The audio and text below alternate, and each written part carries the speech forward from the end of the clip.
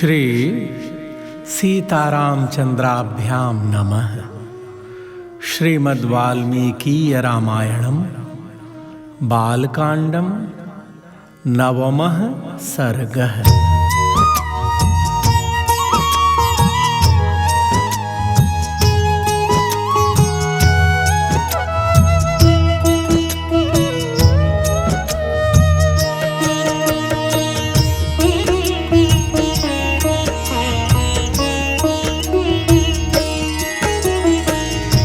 श्री राम जय राम जय जय राम। श्री राम जय राम जय जय राम। श्री राम जय राम जय जय राम। श्री राम जय राम जय जय राम। श्री राम जय राम जय जय राम। श्री राम जय राम जय जय राम। श्री राम जय राम जय जय राम। श्री राम जय राम जय जय राम। श्री राम जय राम जय जय राम। श्री राम जय राम जय जय राम। श्री राम जय राम जय जय राम। श्री सीतारामचंद्राभ्याम नमः। श्रीमद्वाल्मीकीय रामायणम बालकांडम नवमः सर्गः। सुमंत्र का राजा को ऋष्यशृंग मुनि को बुलाने की सलाह देते हुए उनके अंग देश में जाने और शांता से विवाह करने का प्रसंग सुनाना। प्रेमी जनों, नौवें सर्ग में आइए इस दिव्य कथा का श्रवण करते हैं।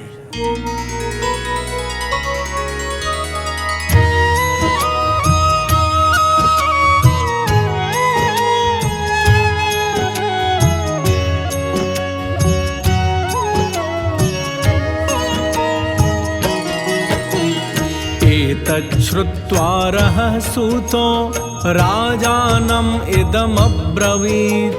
श्रूयतां तत्पुरा वृत्तं पुराणे च मया श्रुतम्।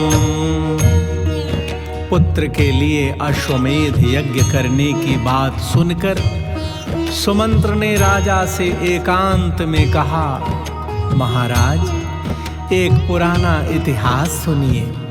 मैंने पुराण में भी इसका वर्णन सुना है। ऋत्विग्भिरुपदिष्टोऽयं पुरावृत्तो मया श्रुतः।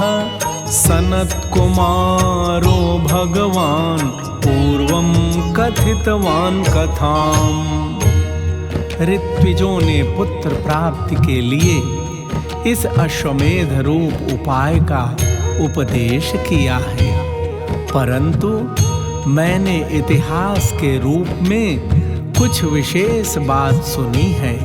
राजन, पूर्व काल में भगवान सनत कुमार ने ऋषियों के निकट एक कथा सुनाई थी। ऋषीणां सन्निधौ राजन्स्तव पुत्रागमं प्रति। काश्यपस्य च पुत्रोऽस्ति विभाण्डक इति श्रुतः। ऋष्यशृंग इति ख्यातः तस्य पुत्रो भविष्यति।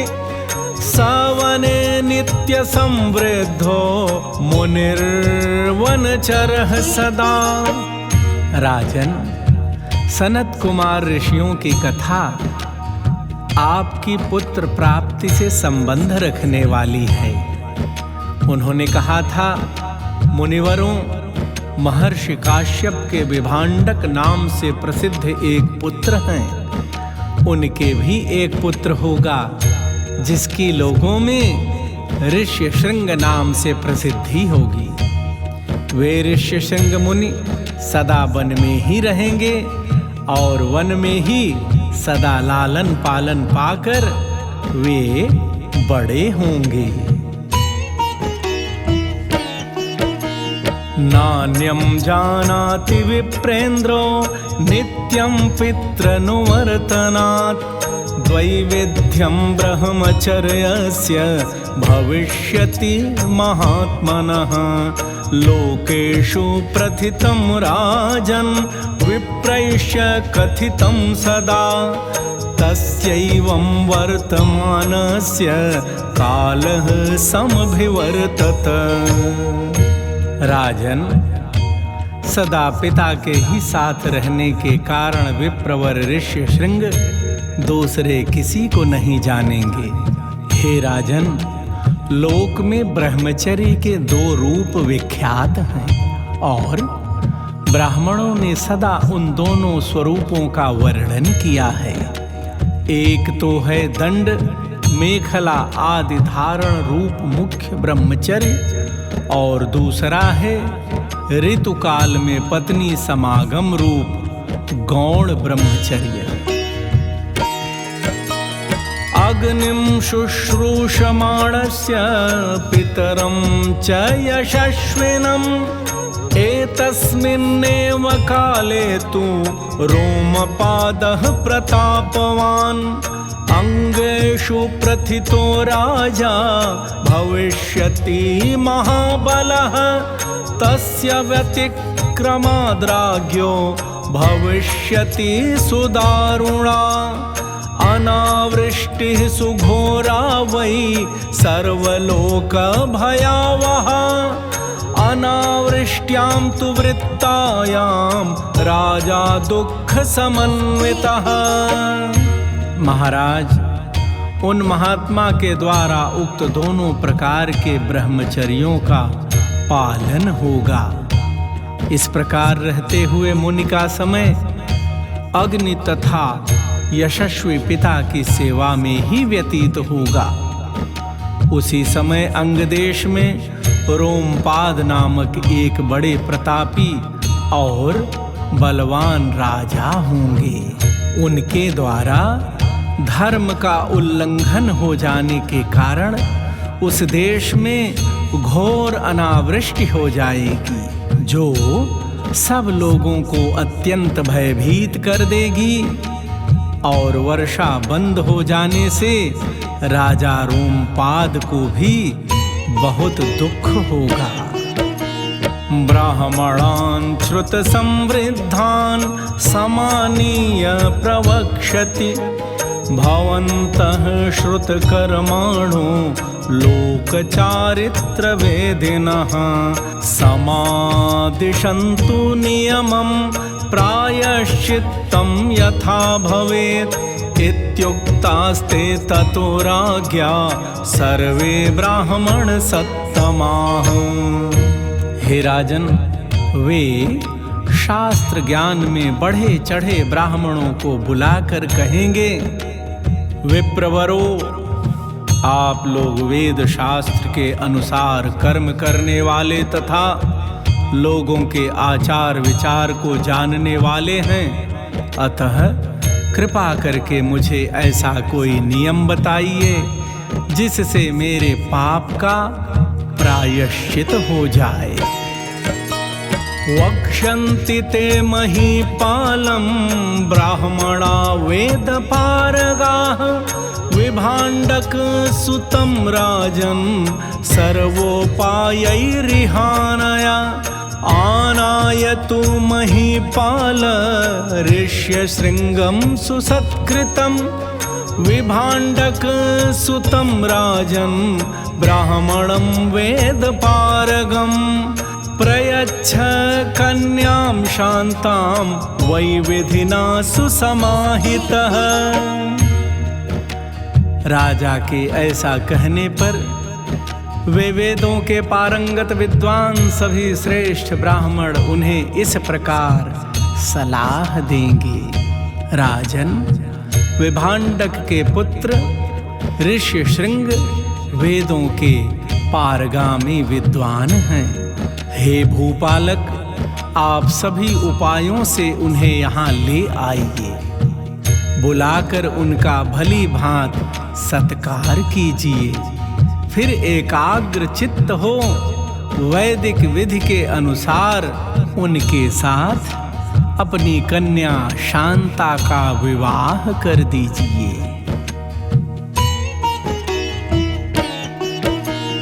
तेषां तु वचनं श्रुत्वा राजा चिन्तां प्रपत्स्यते। केनोपायेन वै शक्यं मिहानेतुं सवीर्यवान्। उनकी बात सुनकर राजा इस चिंता में पड़ जाएंगे कि किस उपाय से उन शक्तिशाली महर्षि को यहाँ लाया जा सकता है। ततो राजा विनिश्चित्य सह मंत्रिभिरात्मवान् पुरोहितम् अमात्यांश प्रेषयिष्यति सत्कृतान्। फिर वे मनस्वी नरेश मंत्रियों के साथ निश्चय करके अपने पुरोहित और मंत्रियों को सत्कार पूर्वक वहां भेजेंगे। ते तु राज्ञो वचः श्रुत्वा व्यथिता विनताननाः न गच्छेमर्षिर्भीता अनुनेष्यन्ति तं नृपम्। राजा की बात सुनकर वे मंत्री और पुरोहित मुंह लटकाकर दुखी हो यों कहने लगेंगे कि हम महर्षि से डरते हैं, इसलिए वहां नहीं जाएंगे। यों कहकर वे राजा से बड़ी अनुनय विनय करेंगे। वक्ष्यन्ति चिन्तयित्वा ते तस्योपायांश तान् क्षमान् आनेष्यामो वयं विप्रं न च दोषो भविष्यति। इसके बाद सोच विचार कर वे राजा को योग्य उपाय बताएंगे और कहेंगे कि हम उन ब्राह्मण कुमार को किसी उपाय से यहाँ ले आएंगे। ऐसा करने से कोई दोष नहीं घटित होगा। एवमंगाधिपेनैव गणिकाभिर्षेः सुतः आनीतो वर्षयद्देवः शांता चास्मै प्रदीयते। इस प्रकार वेश्याओं की सहायता से अंगराज मुनि कुमार ऋष्य श्रृंग को अपने यहाँ बुलाएंगे। उनके आते ही इंद्रदेव उस राज्य में वर्षा करेंगे। फिर राजा उन्हें अपनी पुत्री शांता समर्पित कर देंगे। ऋष्य श्रृंगस्तु जामाता पुत्रांस्तव विधास्यति सनत्कुमार कथितम् एतावद्व्याहृतं मया। इस तरह ऋष्य श्रृंग आपके जामाता हुए। वे ही आपके लिए पुत्रों को सुलभ कराने वाले यज्ञ कर्म का संपादन करेंगे। यह सनत कुमार जी की कही हुई बात मैंने आपसे निवेदन की है। अथ हृष्टो दशरथः सुमंत्रं प्रत्यभाषत यथर्ष्य शृंगस्त्वानीतो येनोपायेन सोच्यताम्। प्रेमी जनों, सुमंत्र की यह बात सुनकर राजा दशरथ को बड़ी प्रसन्नता हुई। उन्होंने सुमंत्र से कहा, मुनि कुमार ऋष्य श्रृंग को वहां जिस प्रकार और जिस उपाय से बुलाया गया वह स्पष्ट रूप से बताओ। इत्यार्षे श्रीमद् रामायणे वाल्मीकीये आदिकाव्ये बालकांडे नवमः सर्गः। प्रेमी जनों, इस प्रकार श्री वाल्मीकि निर्मित आर्ष रामायण आदि काव्य के बालकांड में 9वां सर्ग पूरा हुआ। भगवान श्री राम लला सरकार आप सबका कल्याण करें। जय सिया राम।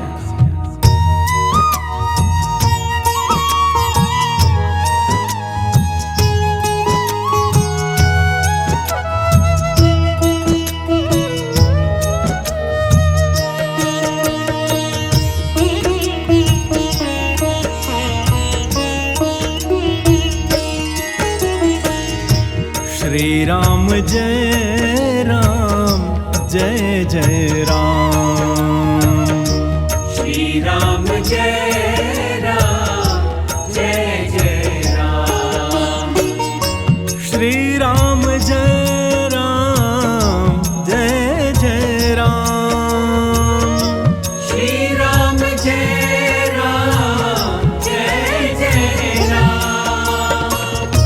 श्री राम जय राम जय जय राम। श्री राम जय राम जय जय राम। श्री राम जय